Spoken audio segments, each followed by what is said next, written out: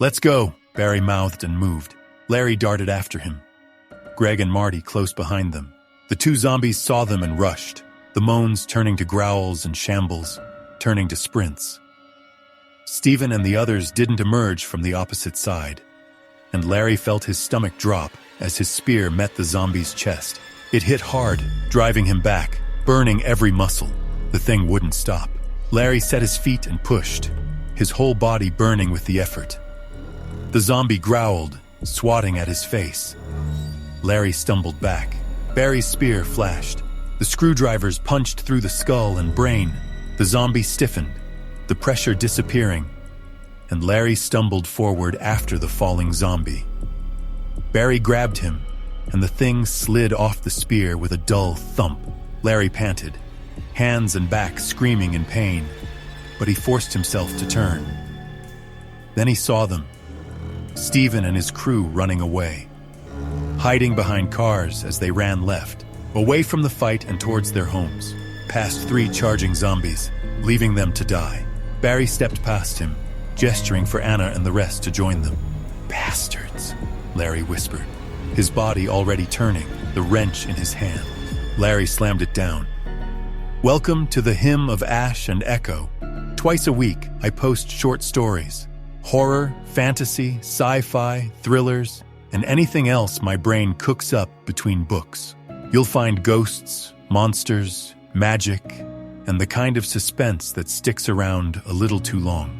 If that sounds like your kind of fun, subscribe, like, comment, and share. Now, back to the story." The winding path. Larry stood at the office door, taking in the scene. Discarded clothes, bags, and high heels littered the street. Dried and fresh blood covered the pavement, buildings, and parked cars. Bodies everywhere. Even so, his eyes were glued to one particular body, or what was left of it. The little girl he watched ran down, tripped up, and finally eaten. Even by her own mom. "Move," he told himself, scanning the street again, focusing on the undead instead of the dead. There were not that many, only 4, in fact, on the whole street. And they congregated left of them, away from the park. Larry counted his lucky stars and finally moved away from the door. Away from the safety it provided and into the light night. The rest followed. Quiet as church mice, they rushed behind a parked car, then to the next in line, then to a truck. Men and women piled up on his back as Larry looked under the truck, searching for any signs of the shambling beasts. He saw none, but he heard them all the time, and it made his skin crawl. Moans and groans filled the night air, as did their stumbling steps and bumps against cars and windows. They were in a terrible spot. Larry peeked around the truck, saw nothing, and pulled back. To intersection clear, he mouthed at Barry and Stephen. "We left," Stephen mouthed. "We straight," Larry mouthed back. "Luck. You too." Stephen motioned all clear to his group. Larry turned to Barry, who grinned an excited and thrilled wide-eyed grin. 2 of them took point, leading them towards the intersection, heart pounding in his ears, hands sweating on the steel spear despite the cool night air. Eyes glued to the big clearing ahead, the intersection of Park Avenue and 59th Street. That would be their true test. Crossing it in full view of every zombie on that massive road. At the corner, they slowed. Larry leaned out, peering right down the avenue. Blood in his veins froze. Dozens of zombies shambled about, moaning and groaning, bumping into each other, abandoned cars, and even trees. And the closest one was just a stone's throw away. 20 feet at most.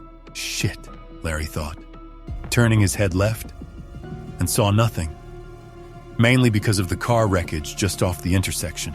9 cars piled up, one on the other, blocking his view of the street behind it. Could I use that? Larry thought, studying the layout of the street. He drove past this intersection hundreds of times and never actually considered what was around him.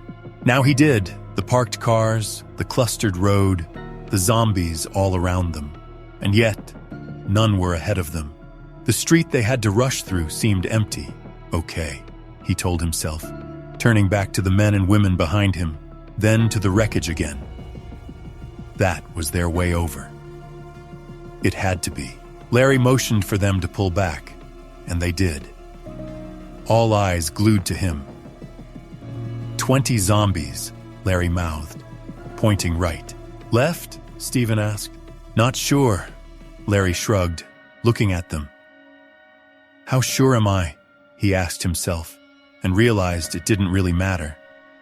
Not really. He was getting over that intersection, and back home one way or the other.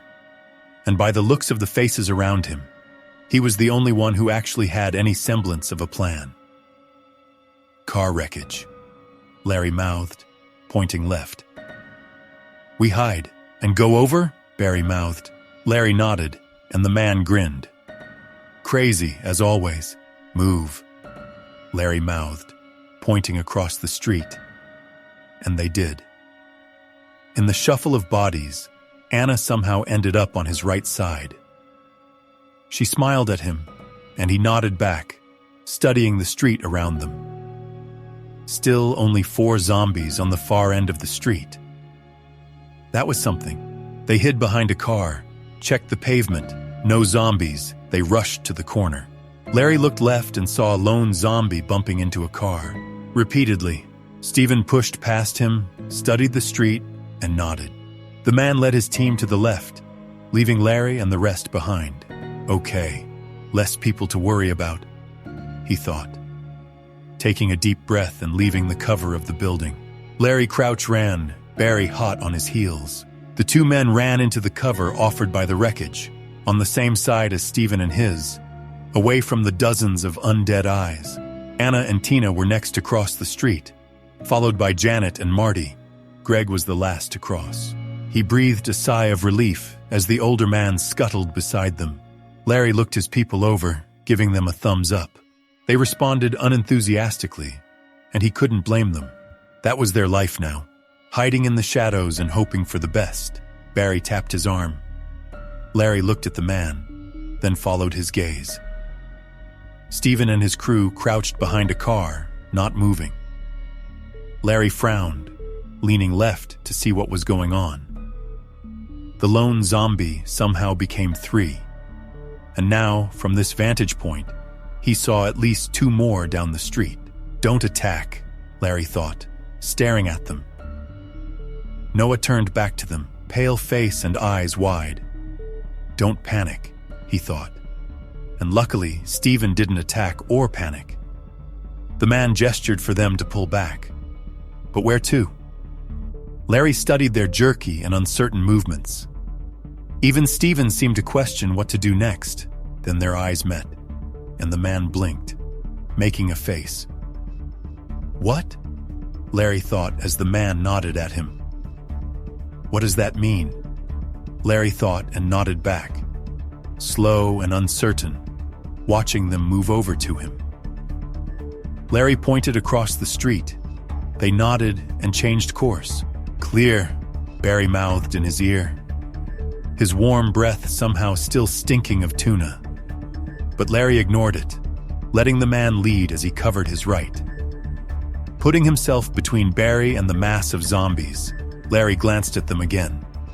Some moved, some stood, but all moaned, somehow huddled closer together than before. The sound, he reminded himself, turning back to the task at hand. To the next car in line, they could hide behind. Tim tripped, stumbling into the car. The light tap sounded deafening in the night's silence. Larry stared at the man, then back at the open road where half their group was still exposed, trapped between the wreckage and the corner, in the full view of 24 zombies. Fuck, Larry thought, pushing Anna past him. She understood, and so did Barry. The man retook the point as Larry gestured for the rest to hurry. They did, but this time, Larry didn't wait for them to catch up. He turned and Crouch ran to the front, urging the rest to do the same. That was a mistake. Larry and Barry ran past a parked truck, right past a zombie. It just stood there, swaying back and forth. Larry didn't even have time to register what was happening, and Barry was on it. His metal spear stabbed upwards, and the thing stopped swaying, lurched forward, and pulled Barry along. If it falls, Larry thought, his body moving on its own. He caught the falling zombie without thinking. For a moment, he just stood there, the dead zombie in his hands, Barry crouching in front of him. His eyes stared up at Larry as if he had done something incredible, incredibly stupid, Larry thought. His arms and back burning with the effort. Holding a lifeless body was harder than he could have ever imagined. Greg joined him, and the three of them lowered it, careful not to make a sound. Nice, Barry mouthed. Stupid, he mouthed back. Me? Barry asked. Larry shook his head, pointing at himself. What if Barry had missed? What if it wasn't dead? What if he got its blood into his mouth? Would that infect me? Larry asked himself, staring at Barry's grin. No such thoughts passed through his head. Crazy bastard. Move, he gestured onwards, and they did. Rushing from car to truck and hiding, taking short breaks to scan the street. But it would seem that it was a lone zombie, which was incredibly lucky for them. Or was it? Larry asked himself as they pushed on. Why didn't it react to Tim's bump, or their run past it? They reached the next intersection. Could it have been death? Stephen rushed past him to the corner, looking left. Larry followed more slowly, carefully, and still got there. A group of at least 4 swayed and staggered. Moans filled the night, almost becoming white noise how constant they were. Stephen's back tensed, and his face turned into a grimace. The man lived with his family not far away from the offices, some 15 blocks south, but it would seem that every single route was blocked. Larry patted his shoulder, and the man shook his head. Larry understood the frustration. He felt it, in fact, but he wouldn't let it or anything else hold him back. He leaned to the right, looking down the final street they would have to cross to reach Central Park. It brimmed with zombies. He counted 7 in only one of the 2 masses of undead. What now, he thought. They could go right for another block and try to go up at the next intersection. But would that work for Stephen and his? Larry looked at the man, then checked the right side. A single zombie rocked back and forth on the left side of the pavement, looking inside the store. Why? He didn't know, nor did he care. Larry gestured right, indicating the right side of the pavement behind the bushes and stalls. Barry nodded, but Stephen shook his head. What? Barry mouthed. The man gestured left. No, Larry shook his head. Too many. Back then left. The man gestured frantically. One almost killed us. Larry mouthed, lifting 3 fingers. Too much. Stephen shook his head, and Noah backed him, gesturing at them all, then miming stabbing upwards. Norm nodded, as if his approval meant anything. Larry looked at Barry and Anna. The 2 couldn't have different facial expressions.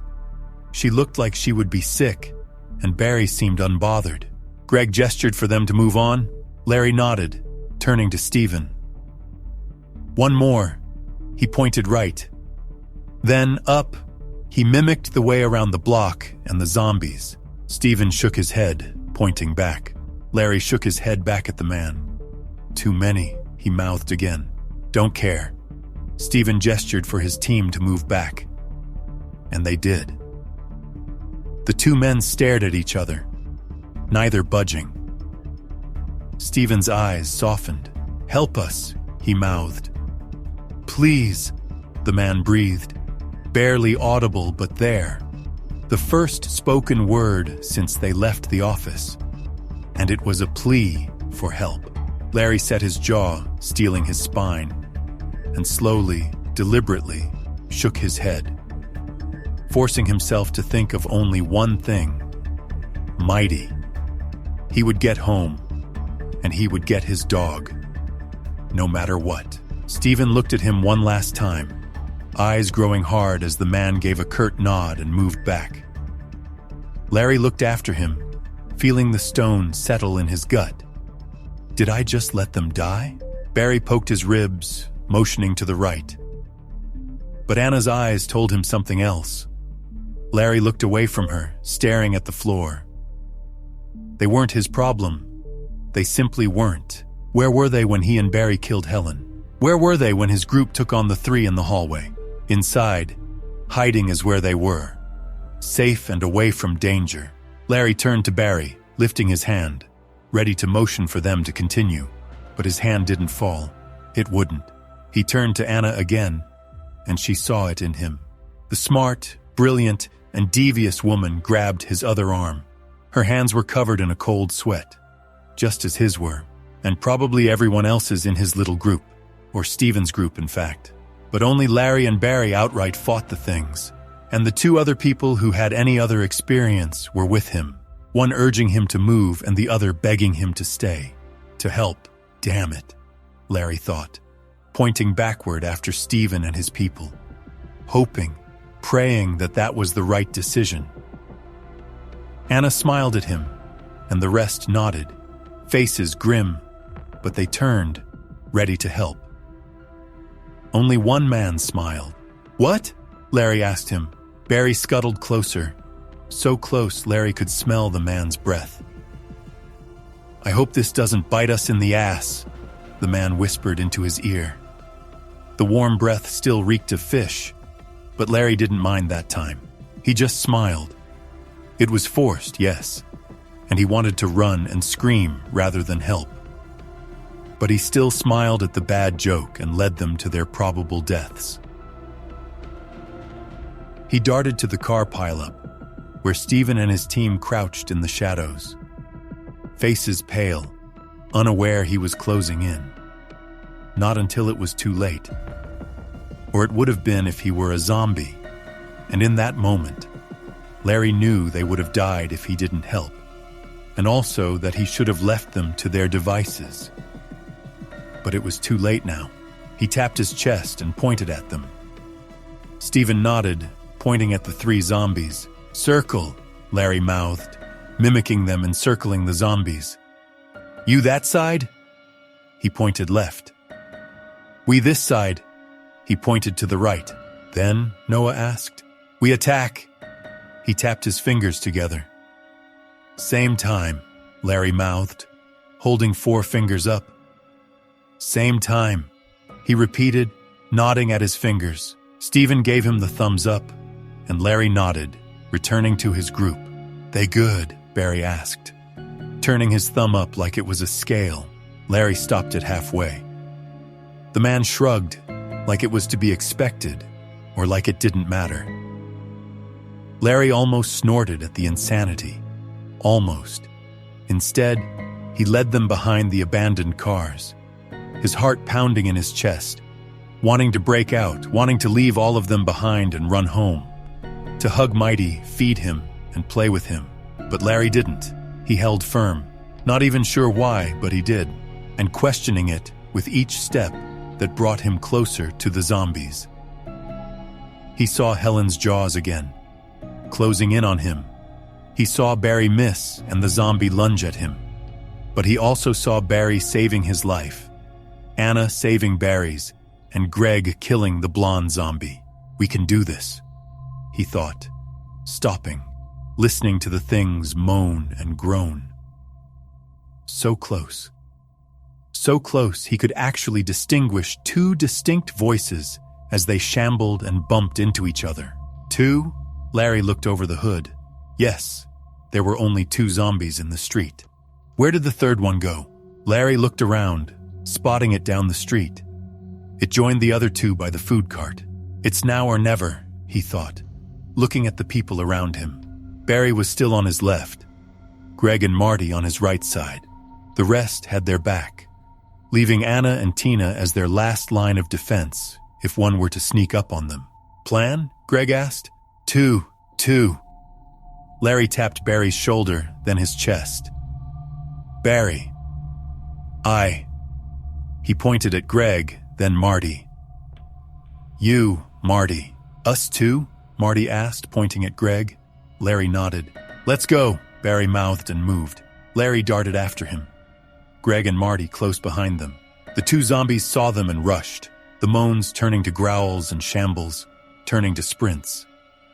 Stephen and the others didn't emerge from the opposite side, and Larry felt his stomach drop as his spear met the zombie's chest. It hit hard, driving him back, burning every muscle. The thing wouldn't stop. Larry set his feet and pushed, his whole body burning with the effort. The zombie growled, swatting at his face. Larry stumbled back. Barry's spear flashed.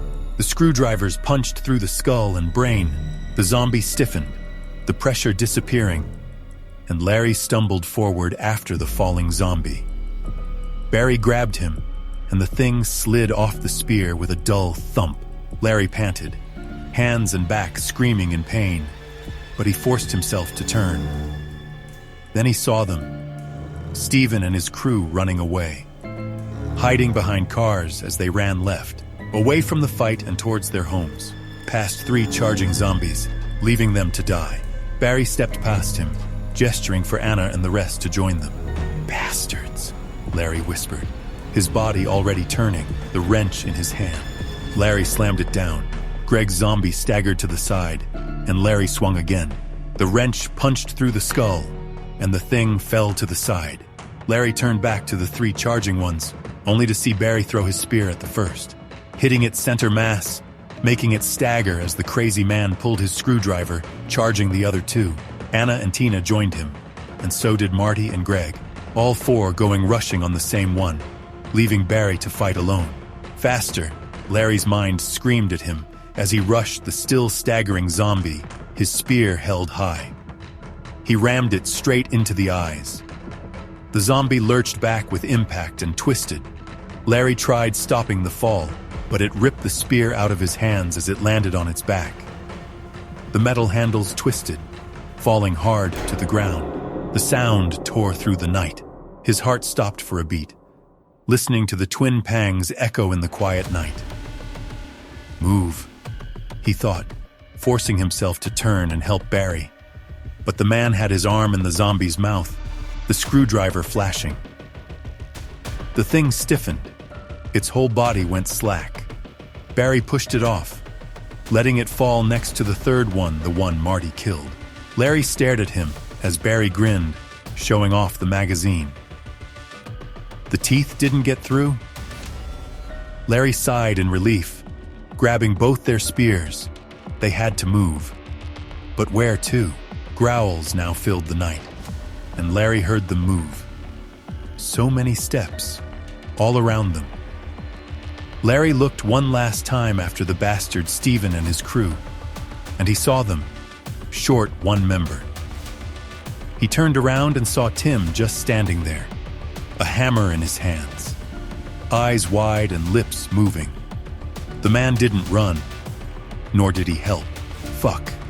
Think. Larry turned around. Their best hope was to run after Stephen and his, away from the dozens of charging zombies. But what then? Problem for later. Larry pointed left, his movements frantic. They got the message. Anna and Barry led them, crouching behind the cars. Smart people, he thought, dropping the stolen phone at the corpses and following, leaving Tim frozen in the street. Larry didn't even notice that the frozen man didn't move. Not until he got behind the cover, a moment too late. Dozens of zombies rounded the wreckage like a wave around a boulder. Tim screamed as he saw them. They crashed into him, swallowing him whole. Larry didn't stay and watch. He hurried after his own, but they didn't get far. Barry stood by an overturned truck, a hammer held low as his head moved left and right, whole body tense. Larry reached him, returning his spear to him, and saw it. Stephen and Noah abandoned Leia, running away as the woman stood on a food truck, surrounded by 6 zombies. How did she get up there? Larry asked himself and peered right. The coast was clear. They should make a break for it. They should. She abandoned them. Turnabouts was fair play, always has been. He saw it in Barry's posture and eyes. The man was ready to go. Even Anna's eyes held no sympathy for the woman. But what choice did she have? She lived not far from Stephen. She showed them the map, only 4 blocks away. Damn it all, he thought, calling the number. The ringtone filled the night. The piles of bodies behind them moved. He couldn't see it from the way he crouched, but he could hear it. Every living and dead thing on the street could. Zombies turned away from the food cart, running down the street. They became a mass of growls as they ran past their truck. Larry waited for a beat, then 2. The seconds felt like hours. Adrenaline rushing through his veins, blood pumping in his ears, his whole body tense and ready to move. So he did, and it felt right. He gestured for the rest to go left and darted towards Leah, trying his best to stay silent. The madman Barry joined him. Larry and Barry helped her down, eyes glued on the feasting mass of undead not even 60 feet away. The ringing phone and dead bodies taking up all of their attention. Leah landed on her feet, and the 3 rushed after the rest. The phone stopped ringing. Larry pushed them harder, turning to see a small horde of zombies peeling away from the mass, shambling backward, stumbling over each other. Fuck, Larry thought, pushing into a proper run. 2 zombies fell as they rounded the corner, joining the rest. Larry stopped, turned, and peered back. The group began dissolving slowly, but not breaking apart fully. The noise their moans made pulled them together. Larry's heart finally slowed as he watched them, huddled by the car, pile up, moaning and shambling, bumping into each other and the wreckage and parked cars. Then, his heart began beating again, swift, strong, and excited. The commotion and the ringing pulled in any and all zombies within earshot. They had a clean break to the park, and their first resting stop, the closed-down restaurant. He smiled, almost laughing as he turned. He met the eyes of his crew. All but Barry looked at him as if he were insane. But they didn't see it. Not yet, anyway. "Let's move," Larry mouthed. Barry nodded, his crazy grin growing ever wider, eyes glinting in the night. You've just listened to The Winding Path, Episode 3 of Larry and Barry's story, and the first long-form series in The Collapse. I post new stories twice a week, with The Collapse and the Kill List saga running side by side. If you enjoyed this, hit like, subscribe, and check out The Kill List Saga, a dark revenge fantasy filled with blood oaths, a brutal world, and unforgettable characters. Thank you for listening, and I hope the rest of your day treats you well.